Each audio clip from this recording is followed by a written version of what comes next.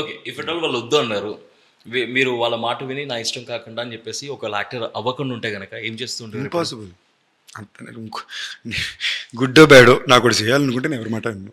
అంతే. అనుకున్నారు, సాధించారు అంతే. థ్యాంక్ఫుల్లీ సాధించాను. సాధించకుండా ఉంటే వేరే స్టోరీ అయ్యేది. యాహ్! అది పలికింది కాబట్టి today I can talk about it in happy smiley mood. మీరు ఫ్యామిలీతో ఇలా అన్నప్పుడు ఇది రియాక్షన్స్ వచ్చినాయి. బట్ ఫ్రెండ్స్ విషయానికి వస్తే గనక మనం ఏదన్నా చెప్పామనుకోండి చాలా మజాక్ చేస్తూ ఉంటారు. లెట్స్ టాక్ అబౌట్ మజాక్. ఇప్పుడు ఎవరైనా యూఎస్ నుంచి ఫ్రెండ్ వచ్చారనుకోండి, వాడు ఏదైనా యాక్సెంట్‌తో మాట్లాడుతుంటే, ఏ అన్నా, కాకా యాక్సెంట్ అది ఇది అంటారు. అట్లా మీరు ఇండస్ట్రీ వచ్చినాక, యాక్టర్ అయినాక, హీరో అయినాక మీ ఫ్రెండ్స్ మిమ్మల్ని ట్రీట్ చేసేది, లేకపోతే మీతో మజాక్ చేసేది ఏమైనా situations? Of course initially before I became an actor నేను ఇలా హీరో అవ్వాలనుకుంటున్నాను అన్నప్పుడు అఫ్కోర్స్ అందరూ ఏడిపించారు. ఏమనేవారు? ఎవరన్నా ఇప్పుడు మీరు సడన్గా మీ ఫ్రెండ్స్ చెప్తారే ఊరుకోరా అంటారు. బికాజ్ మీరు అదే ఇప్పుడు వాళ్ళకి అర్థమయ్యేది ఏంటంటే ఈ లింకు సినిమాలో ఈ మాత్రం ఉన్న సరిపోదు నువ్వు హీరో అవ్వాలంటే అని అందరికీ అర్థమైంది.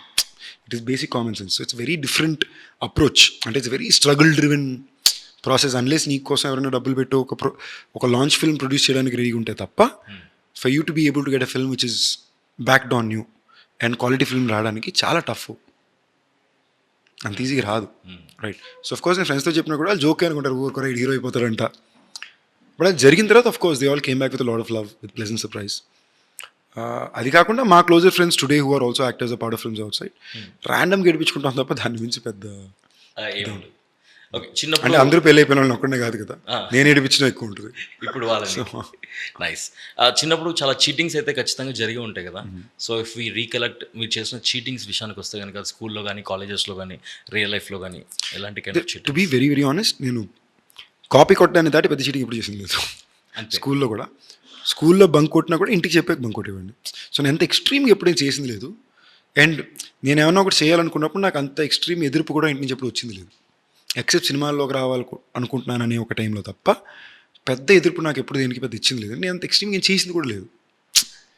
నేను బండి వేసుకుని ఇక్కడ గుద్దేశాను, ఏదో ప్రాబ్లం వచ్చింది, తాగి ఇక్కడ పడిపోయాను, గొడవలు పెట్టుకున్నాను, ఇలాంటి ఎప్పుడు నేను లైఫ్లో ఎక్స్ట్రీమ్గా చేసింది లేదు. స్కూల్లో మేబీ గొడవలు లాంటివి ఏమైనా ఉంటాయేమో, బట్ అవి పిల్లలు కొట్టుకునేవి తప్ప. దాన్ని మించి I was always a decent student.